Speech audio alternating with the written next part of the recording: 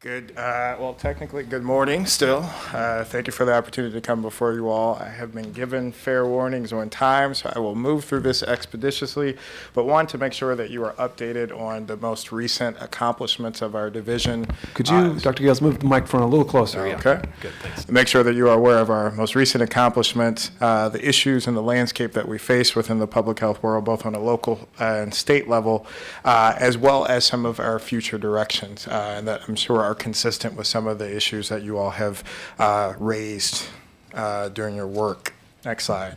So here's briefly our overview today that I just spoke about. Next slide. Always like to start my presentation saying thank you to all of the individuals who contribute to the work of our division, starting from the director's office through all of our different divisions. And even though the senior managers are the only ones listed here, this includes all of the 495 employees of the Public Health Services Division, as well as thank you all to the council overall, as the Board of Health, and particularly the HHS subcommittee that has worked with us the last year during my tenure to help make sure that the work continues to move forward. Next slide. Great. Landscape. Times they are a-changing. I'm sure you all are well aware of the nuances of the political landscape, particularly as it relates to funding in the public health world. There's significant challenges, federal, state, and local levels that are trying to grapple with how we best address health issues within our communities. Access to health insurance and access to health services, not only from the perspective of getting people access, but what do they have actual access to? What's the quality of the services, not only from a primary care perspective, but also from a subspecialty service perspective as well. Determining for those individuals who don't necessarily fit our safety net programs, but yet still have challenges in terms of affording coverage remains a significant concern. And I wanted to highlight one particular funding issue related to tuberculosis, one of the core foundations of public health services. We have experienced a cut in our funding from the state, which is influenced by the CDC levels. This year, our past funding had been around $207,000. This year's funding was cut to $135,000, which represents a cut of $72,000 and a 35% reduction in our budget. So we are continuing to advocate at the state level for increases in funding, particularly as not only our service charge to provide care for active TB cases continues, we also have been tasked with reporting the cases of latent tuberculosis that are in our community. And it's important to point out that Montgomery County has the leading rates within the state. We had 34 active cases in FY18 and over 200 latent TB cases. We also know the realities of elections on local, state, and federal levels this year will have significant impact in terms of the work that we do. And in spite of these particular obstacles and challenges, we look at them as new opportunities to think about how we do our business and how we do our job. We are focusing on emphasizing return on investment. Dr. Gayles, we have a question from a councilman. A quick question. What accounts for us having the highest rate? I think in large part is due to our high immigrant population. We do see most of the cases are foreign-born individuals, and I could provide further information for you to specifically lay out the countries of origin which have the highest rates, but that's the leading indicator. And what are the countries of origin? Do you know off the top of your head? El Salvador, the Philippines, and there are a couple others, but those are the top two. Thank you. Come on. But we've been focusing a lot on looking at our programs to improve return on investment, because I want to make sure that every time we do come before you and we talk about our programs, we can celebrate our successes, but explain to you in detail the true impact on health outcomes and why investment in those programs are meaningful. We've been also focusing on quality improvement and looking at how we can increase our collaboration both within our agency and HHS, but also looking at how we can work better with our intergovernmental partners as well as community partners throughout the region. Next slide. So just to briefly highlight some of those core functions that I mentioned in terms of celebration, not really celebration, but to acknowledge the accomplishments. You can look at the slide, but a couple of them to point out is our outbreak prevention team has been involved in a number of high-profile outbreak investigations this past year. There have been a couple of measles cases. One actually involved, had an international flavor to it that involved working with the state of Virginia, D.C., and Maryland with other jurisdictions to complete a full investigation and make sure that any individuals who were potentially exposed receive the proper information and the necessary follow-up treatment and care should they have warranted that. It's important to note also, I want to highlight this team received a bit of recognition. A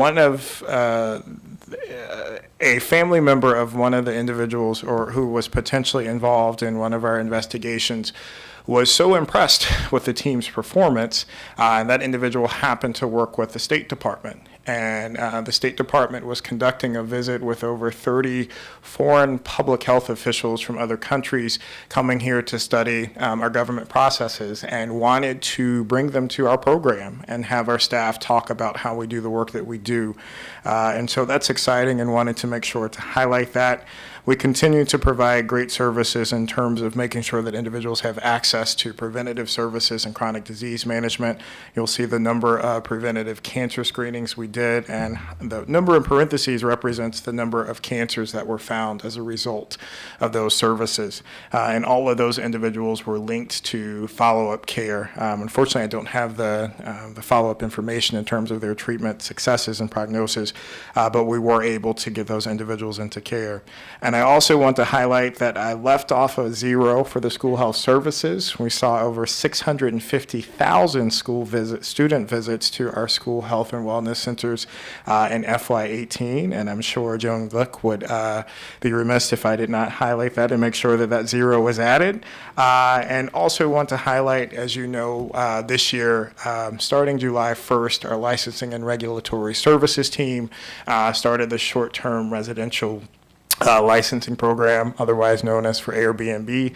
That program has started, and from my understanding, we have approximately 40 different sites that have been officially registered and over 100 left to go. So making progress in that area.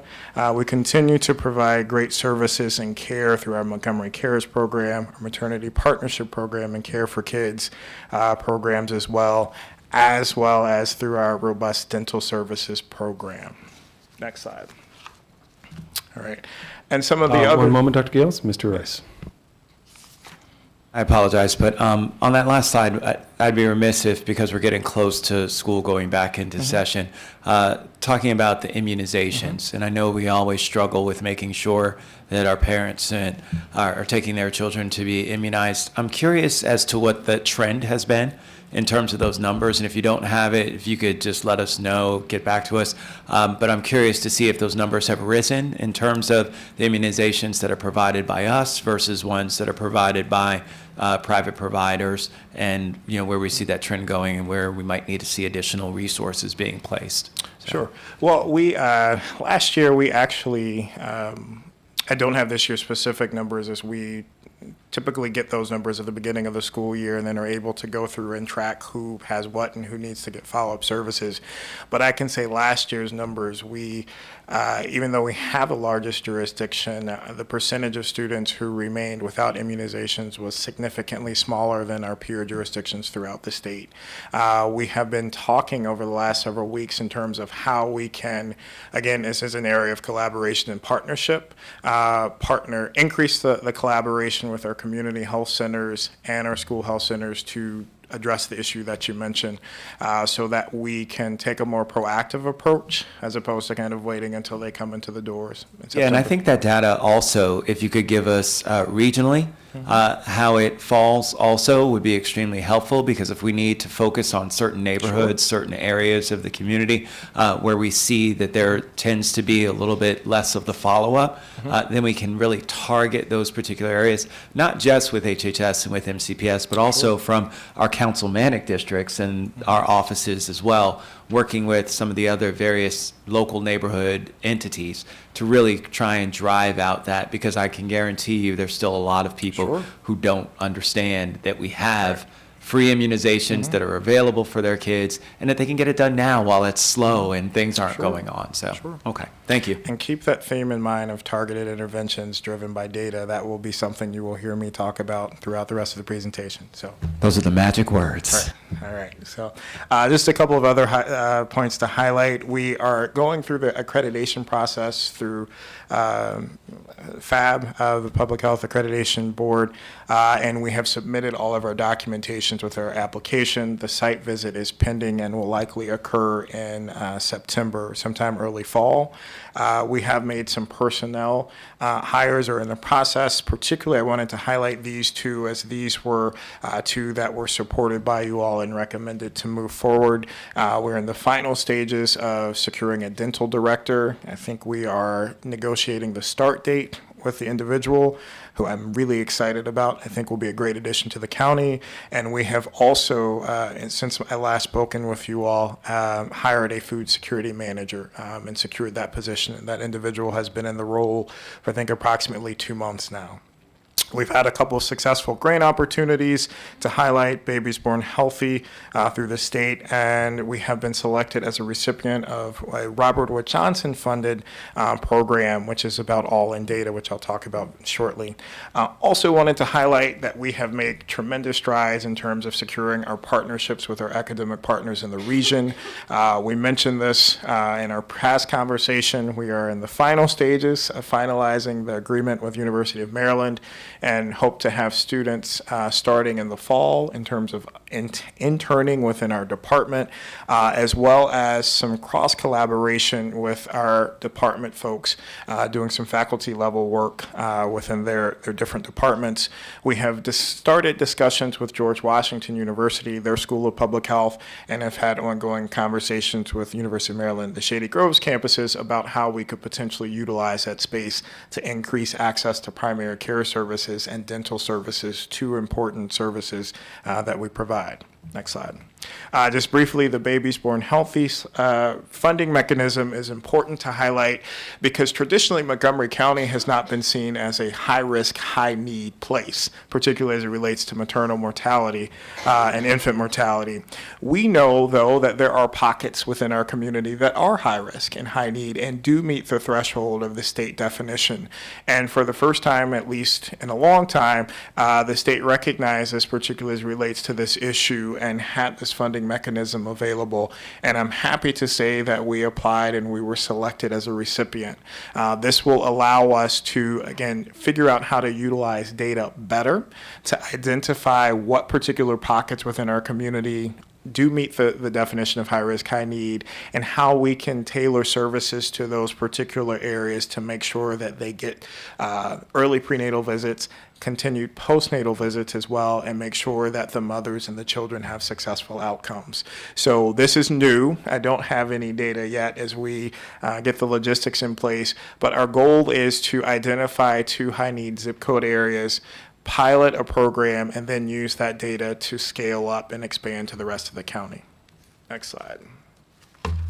Here are a couple of slides that are tied to our Healthy Montgomery program, but highlight where we are moving in terms of data. And just to give a couple of highlights here, there's been significant work within the behavioral health field as relates to Healthy Montgomery, and there has been a significant investment in terms of the health in all policies approach.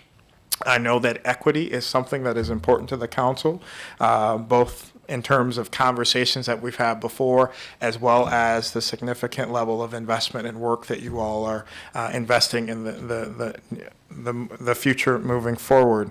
And health in all policies, that approach fits nicely within that. And I will highlight a brief conversation I had with Linda some weeks ago in terms of defining what health in all policies really means from the public health perspective.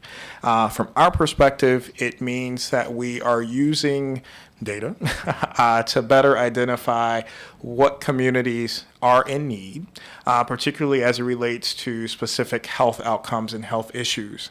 The goal is to be able to highlight where those communities are and to do a deep dive to figure out what are the true root causes that are causing those particular outcomes. Once we have a better understanding and do the due diligence to figure out what those issues are, we can then bring in other agencies and other organizations to be able to specifically address those issues. And so wanted to highlight that in terms of next slide. This is one of the big goals of Healthy Montgomery is to produce a community needs assessment. This is our schedule and calendar and our approach to doing that. Next slide. And just to highlight the funding grant opportunity from Robert Wood Johnson Foundation, I'm hopeful that this will be the first of many that they'll say Montgomery County is a county that does have needs and does require resources and will hopefully increase their investment. The particular grant is the all-in grant funding mechanism. There were 5 jurisdictions throughout the country that were selected. We were one of them, with the goal of helping communities better understand how to utilize data in terms of understanding disparities in health outcomes and how to address those. Next slide. So why use data? What data to use? How to use the data, where to use the data, when to use the data. And so I remember the first meeting I had with you all, my desire to take a more data-driven and academic approach to some of these particular health issues. And the steps to doing that was working to build partnerships with our academic partners, which we are doing and moving forward in, revamping how we get data in and how we utilize that data, and then how we report that data out to communities. And I'm happy to say that we have put together the status of health report, which I'll talk a little bit about towards the end, and to show a couple of other places where we have used data more strategically to address particular issues. I wanted to highlight a couple of spots. One is as a supplement to that status of health report, we will be putting out a report on infectious diseases within the county, particularly to highlight the disease burden of sexually transmitted infections within the county. I think the last time I spoke with you, I said anecdotally that the rates of gonorrhea and chlamydia were increasing in the county. That is no longer anecdotal. The data shows it's clear, particularly and disproportionately impacting our young persons 15 to 24, and even more disproportionately impacting our young folks 15 to 19. So we will be putting out a report to highlight and provide that data to the community in more detail. And to give you a heads up, I will likely be releasing a public health alert within the near future to highlight specifically those numbers and to raise folks' awareness about that issue within our county. Next slide. Actually, we can go to the next one too. All right. We also, again, going back to our efforts to do more quality improvement and hold ourselves accountable, as well as those organizations that we provide funding for, we've been taking a deeper look at any disparities or issues and outcomes within our programs. And one of the ones that we looked at was our Montgomery Cares program. We wanted to see, or at least PCC conducted a quality report over the past year that highlighted that showed that there were some disparities in terms of outcomes. The initial data showed that, in particular, Black residents of the county who participated in the program had worse diabetes control as well as worse hypertension control. That was alarming, so we wanted to take a closer look at the data to find out again what was happening.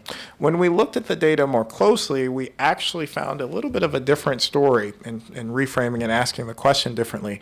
We found that as it relates to cancer screening, for example, Black residents who participated in the program were more likely to get screened closer to the recommended screening age.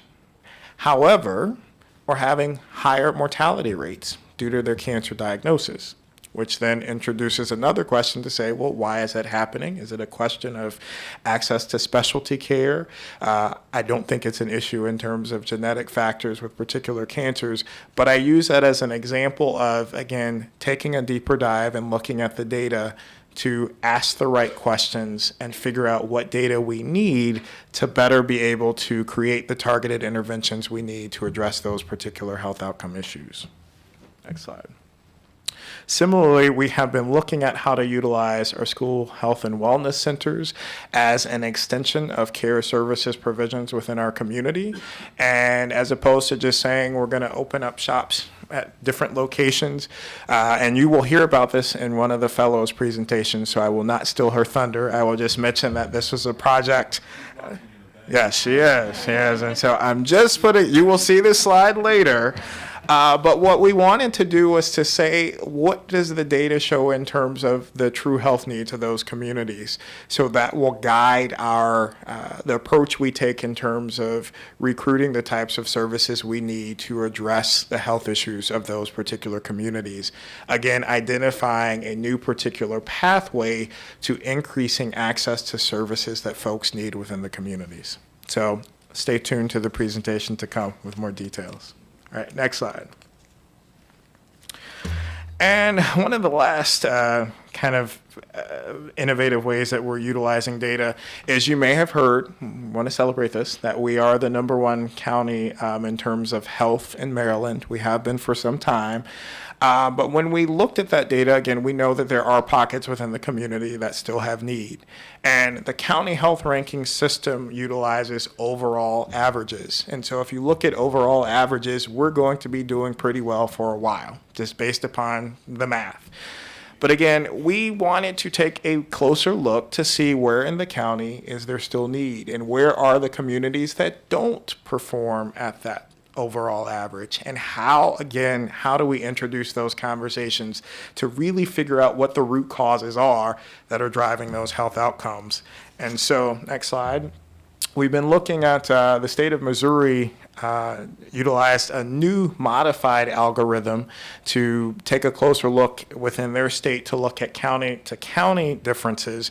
And we similarly have taken that algorithm, or are using a similar algorithm. I'll let Dr. Liu explain the math behind it, but we're taking a modified algorithm, next slide, that is presented here, to look at the different zip codes within the county to tell our story in terms of how we look in terms of the particular health outcomes.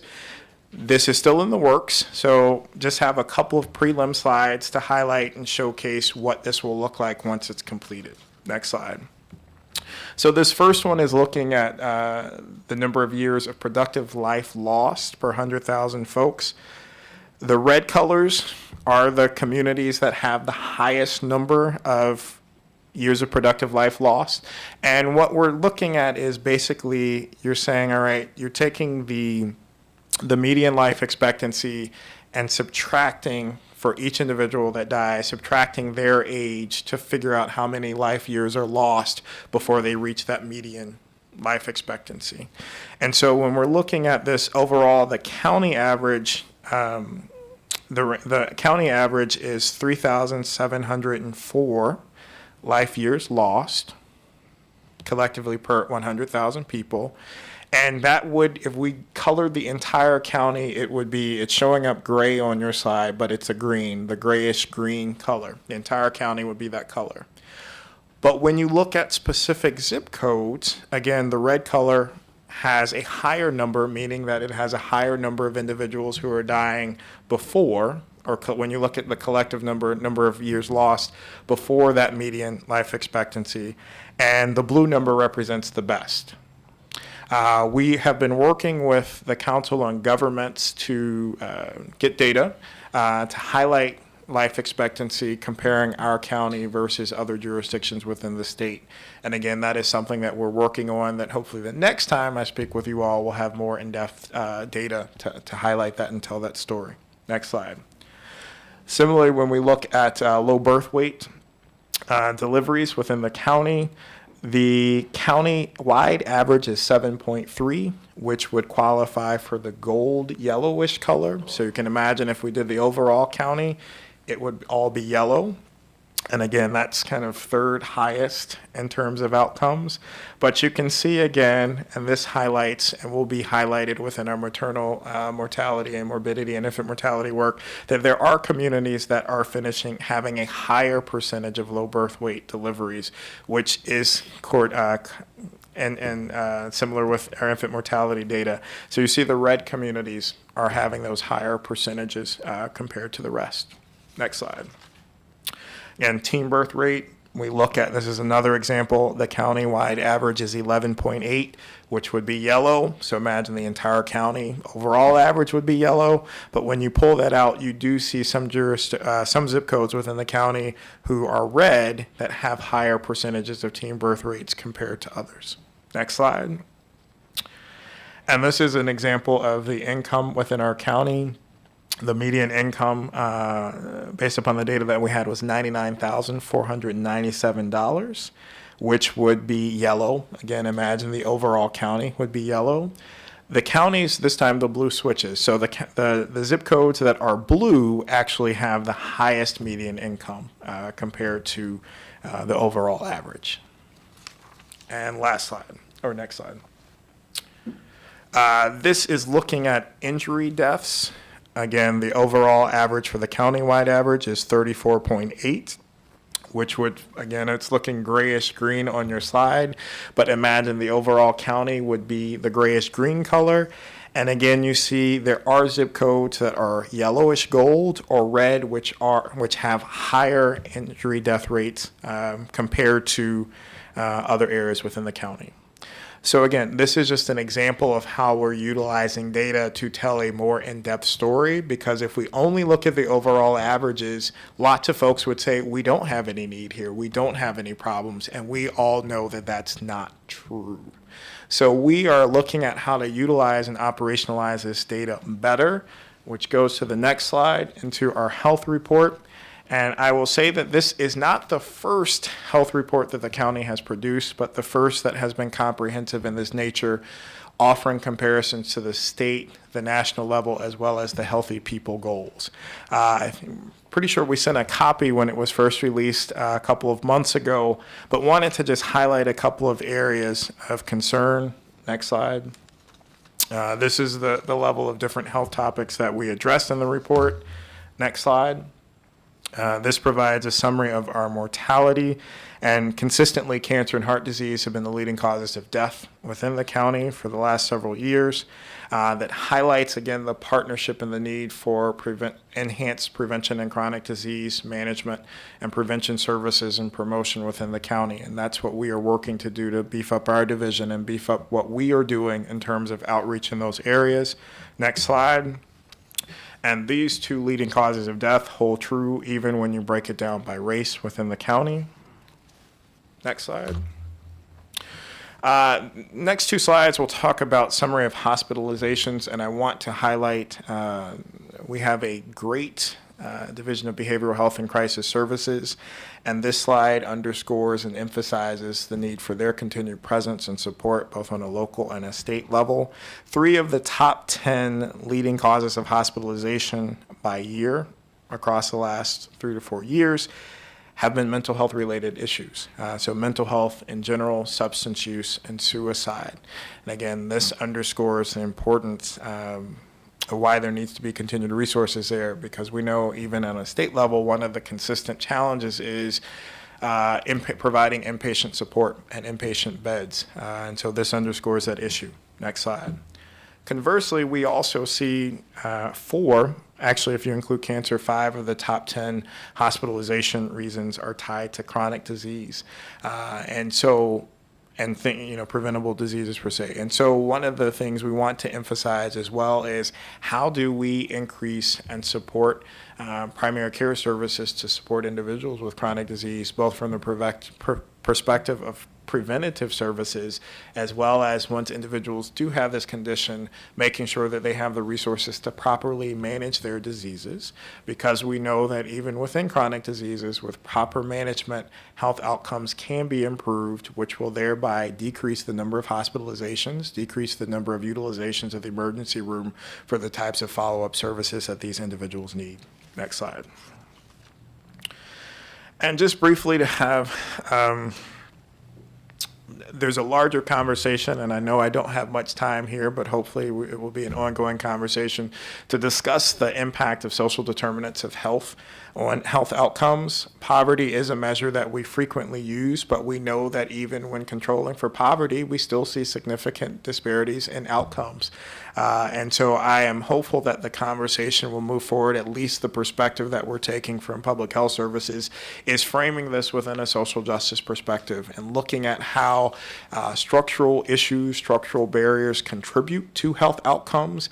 And I'm excited selfishly as a researcher and a clinician to see this body of research move forward so that we can start to understand how the lived experience of individuals contributes to your health outcome. And to take it even further, as a Black man, my life expectancy average is significantly lower than everybody else in this room. Why? And what other factors, I think I have a pretty good job. It pays fairly well, have some good degrees. But even within that, what other factors are contributing to that outcome?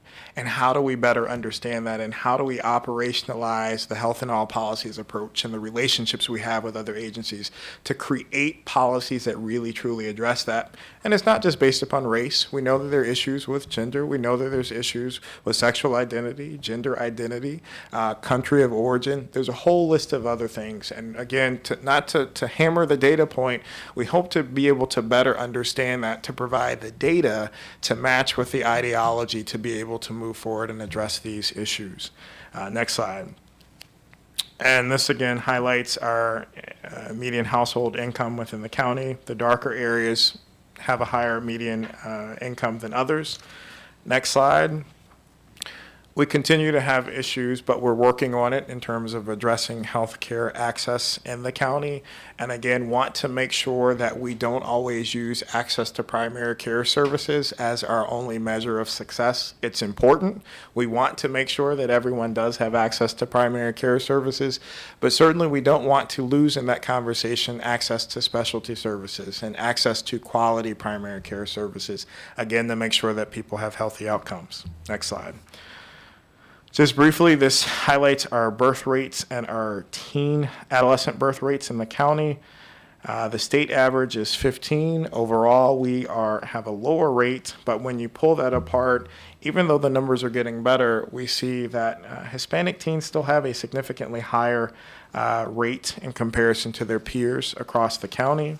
Next slide. When we look at age-adjusted mortality rates, we do see some differences here.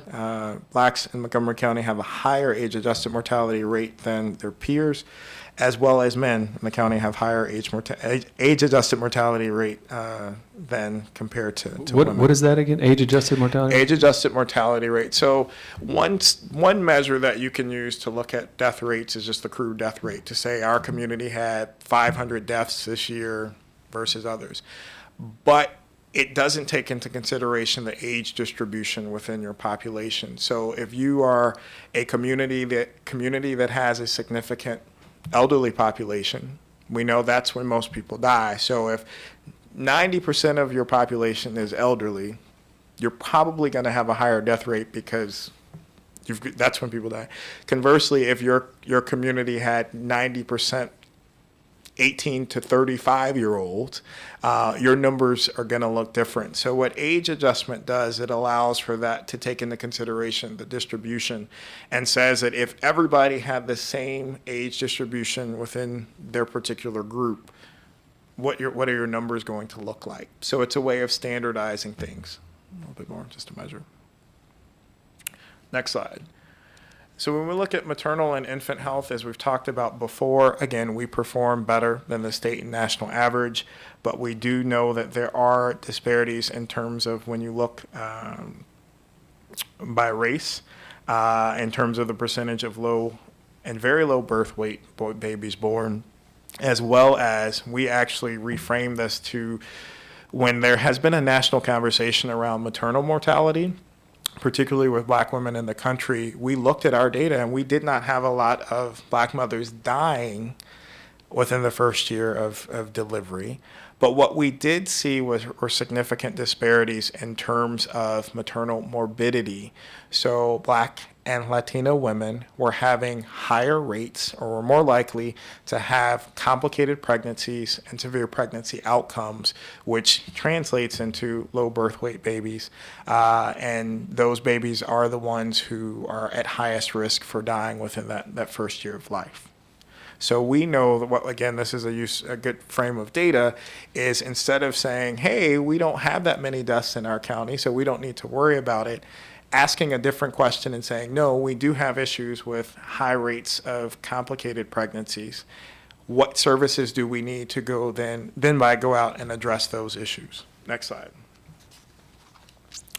Again, this just highlights the infant mortality rate here. The overall average for the county is 5.5, but we know that black infants in the county, our rate is 9.2.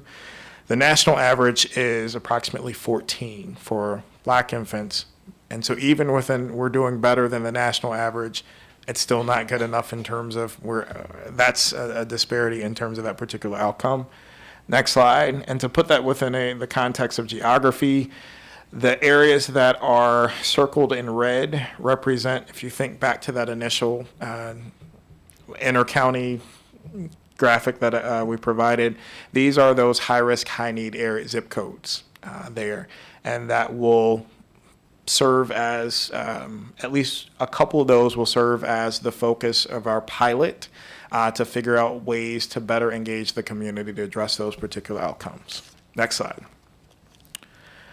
Just to mention heart disease and chronic as a marker of chronic disease, here are our numbers. Again, we perform better than the overall averages for state and national, but then when you pull it apart, we do see disparities there. Next slide. As also another measure in terms of our utilization of emergency rooms, we see that diabetes is an example of a chronic disease that lots of individuals utilize the emergency room for follow-up care and need for services. Next slide.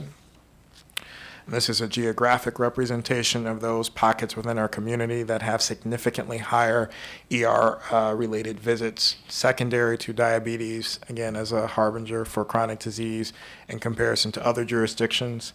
Next slide. And this, again, just highlights the need where we have increased mortality.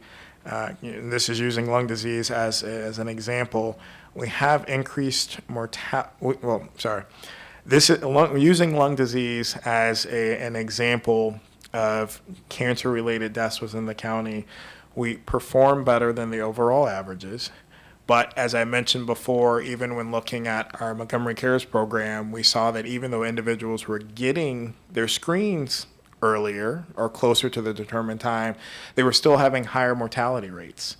So this introduces, again, the need for increased support for subspecialty services and linkage to care beyond that primary care visit. Next slide. Next slide. And as a couple of examples of our infectious disease portion of the report, and this was mentioned in our earlier conversation, when looking at TB rates, the rate of incidence in Montgomery County, this is one where actually we don't do well compared to the overall and the state averages. Our rate is 7.1. And you can see that the state and national averages are less than 4. Next slide. And then just highlights the age distribution of the cases. And again, a large portion of this is tied due to our high number of immigrants within the population, secondary to their country of origin. In FY18, we had 34 active cases of TB and 200 latent TB cases. And again, it's important to highlight that with the active cases of TB, the ongoing treatment can be anywhere from 9 to 12 months. So this isn't a diagnosis. You come in, you get some pills, you're cleared, and you're ready to go. It underscores the need for continued support for patient management once they come into the system. Next slide. And just want to highlight the gonorrhea incidence rates within our county. The rate is a little bit deceptive in this one because our rate is lower than the overall national averages. But in looking at raw numbers this past year, I want to say we had approximately 720 cases of gonorrhea. That is an increase of approximately 20% from the previous year, which was just around 500. And similarly, go to the next slide. Similarly, I did not include chlamydia. Is there a question? We were just doing a time check. Okay. If you want to finish this topic, but how far through your I presentation? will close are it you? out shortly if that's I can wrap it up right now. Well, this one certainly got our attention, so you should finish this Okay. topic. All right. I can talk about gonorrhea and chlamydia all day. I'm an adolescent physician, so That's why we hired you. Right. So I don't have any slides this time of any diagnosis or things like that. I'll wrap it up in a couple minutes. So chlamydia rates even higher. We've had 4,000 cases this year. And again, this is disproportionately impacting 15 to 24-year-olds. The STDs are important to get diagnosed early. So we know that we have to increase our access to screening services, increase our access to treatment, increase access to contraception, and all of the full gamut of things that we need to do to prevent disease spread. Because we know that if STIs go unchecked, they can complicate fertility for young people as they move forward, specifically for young women. And we don't want that to happen. And going quickly, just to highlight again, behavioral health, we have significant, outside of opioids, we do have significant other behavioral health issues that need attention. Next slide. All right, Dr. Gayles, I think we have some council member questions. Okay. So, And I'll just say this, the Yeah. rest of it, there are only a couple of other sites that highlight Okay. injuries and behavioral health. You all do have access to the full entire report. And feel free, separate from today, if any questions pop up, I'll be glad to address those and work with you to talk about them. sure. Well, we have some questions now, and I'll just preface this by saying I believe in the fall you'll be before us, and you're working on a presentation that may focus more on some of the disparities issues, and we'll have Sure. a full discussion on that topic in Sure. the fall. Mr. Elric. I won't ask all the questions I have. I just want to say, I'm just taken aback. This is amazing. I was impressed when you first came here and talked to us, and there's a breadth of information here and a proactive approach. I mean, it's really clear that you're going to use the information to do something. And I got to say, I really appreciate it. And it tells an interesting story. It's not all, I was trying to correlate your slides, and I couldn't correlate fast enough as you were going back and forth, but you raised so many questions about which, where does income correlate, where does immigrant status correlate, where does, race and gender correlate, and I'm just very impressed, and I'm looking forward to learning more. I'm not going to ask you about lead, but I do want to, my office will get back to you about a discussion about that, because I think that's something we can do something about, and look forward to putting in a bill that addresses levels of lead in drinking water fountains in the county. Because I think that's a tangible, doable thing for us. But I just want to say I really felt like I learned a lot just looking at this, but you also raised a ton of questions, and I could have sat through hours of this, I think, with more coffee, of course. Just be careful on the caffeine intake. I have to say that as a health officer. All the evidence says this is good for me. I'm not Maybe a not coffee all the connoisseur. My doctor gets on me. I drink a fair amount of Diet Dr. Pepper, and Everything in moderation, right? everything in moderation is correct. But thank you. Mr. Leventhal. Well, I have chronic hypertension, and I've stopped caffeine pretty much altogether. I have 1 or 2 caffeinated drinks a week now. This is really great. I agree with Mark. I agree with everything Mark said. I think I missed most of our last Healthy Montgomery Steering Committee meeting because we had a county executive forum that night, and I probably would have been better off staying at the Healthy Montgomery Steering Committee meeting. Were all these data presented at that meeting? No, so Okay. we did not in this context. Will they be presented at the next meeting? We can, or we can certainly work to present pieces of it. Because again, I think you can pull out examples, but they tell the same story. That there are, again, even though the overall averages look great, there are still pockets of need, and it's how we frame those questions and ask those questions. So what we can do is pull out some examples that highlight, particularly, I mean, we have 6 priority areas for Healthy Montgomery. We can pull those out and highlight, and then also pull in to explain further how the work of Healthy Montgomery can specifically work to address those, particularly as we think about how we move forward in the future. Maybe we ought utilizing to that schedule space. a HHS committee presentation with more time that council members could attend, because every time you present one of these, anytime we as policymakers see a geographic chart, we're going to ask, well, what's the cause? What's the relationship? Did you take this into account? What about population density? There's a whole lot of questions that we don't have time to get into now, but maybe in a longer HHS committee discussion, we could get into those. How are we sharing these zip code by zip code and, really in-depth issues, disparity information with the minority health initiatives? And how do they relate to, do you want me to yield to you, Councilmember Navarro? Yeah, and so we get these requests frequently from the minority health initiatives for better data analysis. I've never seen data analysis, and I've spent a lot of time looking at charts like these as detailed as this report. So how are we working with, how are we sharing this with minority health initiatives, and does this satisfy their requests? So to answer your question, there are a couple components to it. So on a larger level, we have been working with the minority health initiatives, Healthy Montgomery, and our public health services prevention and promotion team to bring them together to make sure that everyone is aware of the work that everyone is doing, because what we found is, there are multiple cancer programs, there are multiple diabetes prevention programs, and so everyone's working towards a common goal, but not necessarily aware of what the other hand is doing. And so we took a step back, and we haven't had a meeting in a couple of months due to, there's other work going on. But we brought together on a monthly basis to have everybody talking through what they're doing to actually get to that. So looking at data as an example is to say, hey, well, we're interested in looking at this topic, or we've thought about looking at this topic. How can we work together, or are there pieces of data already out there to satisfy that particular need? So in a global perspective, bringing the groups together to meet more regularly to enhance and increase that level of conversation.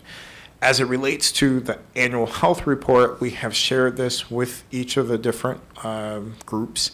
And the next level of conversation, once we can complete the inter-county level, is to bring together folks again to say, all right, here's what we found. So what I presented today is just preliminary in terms of the intra-county rankings.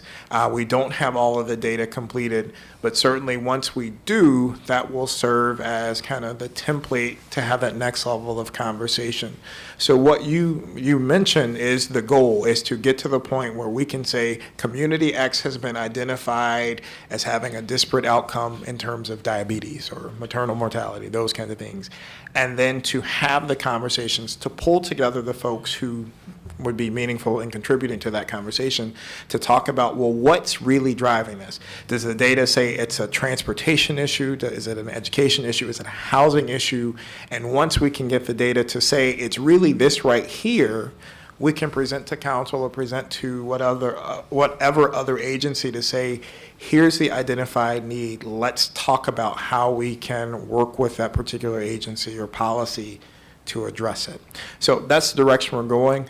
We're still in the early stages of the intra-county rankings or ratings, so to speak, but that information has been preliminarily shared, particularly the status of health report with the minority health initiatives, and is something that we will work with them to have those deeper levels of conversations in the future. So a couple of slides in that regard jump off the page that have not been major areas of focus for the relevant minority health initiatives. You talked a lot about STDs, gonorrhea, and chlamydia, and you're showing a big disproportionate impact on African Americans, but those illnesses have not been a major focus for the African American Health Program. Similarly, teen pregnancy, we get reports on it frequently, but it really hasn't been a major focus for the Latino Health Initiative. So that bears some discussion within the steering committees of those groups.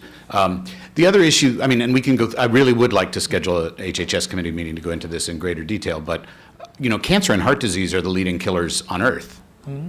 So certainly we want to promote healthy practices and pursue the chronic disease initiative, but it is important to put all these things in context. That when you say cancer and heart disease are the leading cause of death in Montgomery County, as though that doesn't necessarily suggest that we have higher rates or younger people dying than anywhere else. I mean, everybody dies, and cancer and heart disease are the leading causes of death, period, not just in Montgomery County. And there's a lot of observations like that might cause alarm if you don't put them in context. And I don't, you went through, congratulations to you, because this is such a data-rich presentation. You went through so many slides so fast, but there were a number of cases where it was presented as though the public might get the impression that we have an epidemic in Montgomery County, when in fact these are conditions that occur among humans, and they occur in Montgomery County. So putting it in context is important, and those would be the focus of the questions that we could address if we had greater time, and maybe we can do that in committee. But again, fantastic presentation, maybe the best I've ever seen from a health officer. And just if I can add one thing, thank you as well. Thank you all for the support. That's what makes this possible. Is that the hope is that this is a conversation starter or conversation continuer to discuss that.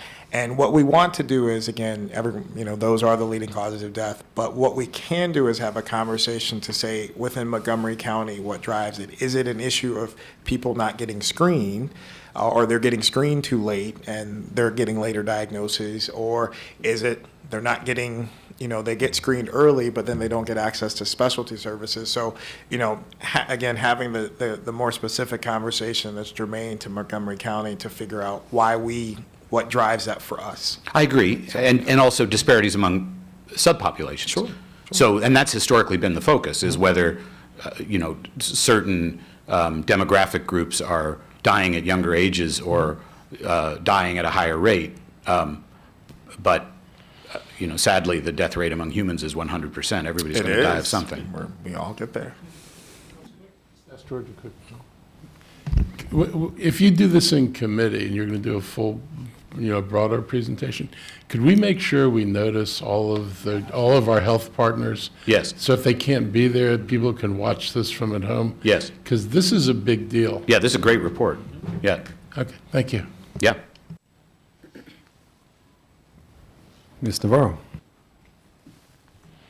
Thank you so much for this presentation. I think that, the questions I had, you have answered, but I also want to make sure, as we are trying to wrap our heads around all this data, which I really appreciate the fact that you have really broken it down. When you were saying some of the information that we had before sort of painted a particular picture, but then of course, those of us that are out there in our particular districts know that there's been some discrepancies, and we also hear it a lot during our budget processes.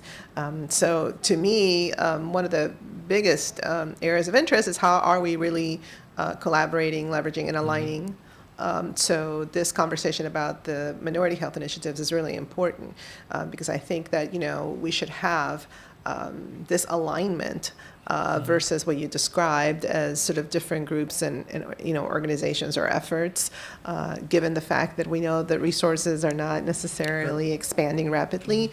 To the extent that we're aligning all that work, then we know we're going to have a higher and more specific impact. So I really do look forward to perhaps conversation in the fall, or even with an HHS committee, and would love to hear more about how then we can integrate this alignment for us to address, a lot of this disproportional impacts in some of our, communities. Although looking at those maps, it's definitely not just sort of niche areas. We're seeing Right. a pretty widespread.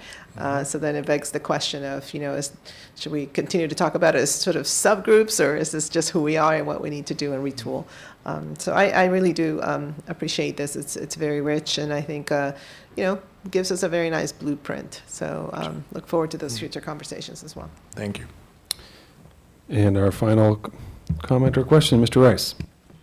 Well, thank you very much. And I wanted to go back to your And again, great presentation with great information. I'm very curious about your slide dealing with sexually transmitted disease. And I'm interested about what you would attribute to what we're seeing as a rise. I know that when the AIDS epidemic and HIV hit, folks were very conscious about utilizing and making sure that they use contraception. And I think that because HIV and AIDS are not talked about as much, and because people are living with these diseases now, that folks all of a sudden don't necessarily think that there's something out there that can harm them or kill them, and so therefore are taking these things for granted, and may be a reason for the rise. But I'm curious as to anecdotally if you've, as you've talked to people, if that's what we're seeing as the trend.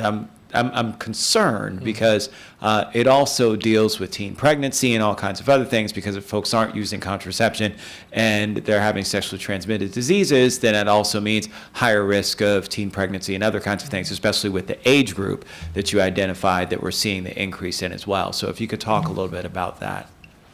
Sure. So again, we could have an entire session on this, but just briefly, just a synopsis. So I think there are a couple of different phenomena that are happening. I think there is, as to your point, there is a fearlessness that comes with young persons, regardless of what's happening. We just know that. We were all teenagers at one point.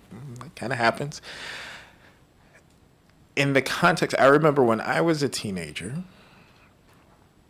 which is a little bit while ago, HIV was something that we did fear. It was a death sentence. We were afraid of it. We didn't understand it. We were scared of it.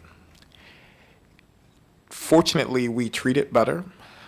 We've made advances where I remember when I would have young persons come in and provide the diagnosis, say, if you take your medication every day, you're going to live a long life and probably die from one of the other things that Councilmember Leventhal mentioned. It's not going to affect your trajectory. So there is a little bit of that in terms of, I think of that. And I think actually back to the first diagnosis that I ever gave as a clinician was to an 18-year-old young person in Chicago who also happened to be co-infected with syphilis. I was extremely nervous. This was my first time, but he took the HIV diagnosis in stride because he said, well, no, I know I'll take medication, I'm fine, but was horrified at the syphilis diagnosis because he didn't know about it. And how did I get that? And that's dirty. And where did that come from? And I'm like, I'm going to give you some bicillin now that's going to take care of that, and you'll be okay. But it had to do with his level of understanding and education because our priorities had shifted a little bit. So I think there is a pocket of that is happening. I think specifically to Montgomery County and some of the state dynamics, I think there are concerns and issues in terms of access to contraception. Where can young people get condoms? Where can folks get screening? And doing a survey of the county, it's hard to find a place to get an STI screen after hours that's not the emergency room. So one of the things that we've been looking at is how do we utilize our resources to provide places where people can go. So the first part of dealing with STIs, well, the first part is preventing them, in terms of, at least from my perspective as an adolescent physician, access to contraception. But if you do happen to encounter it, you've got to at least know it. So increasing your access to screening. So that's something that we're working on, trying to figure out how to do.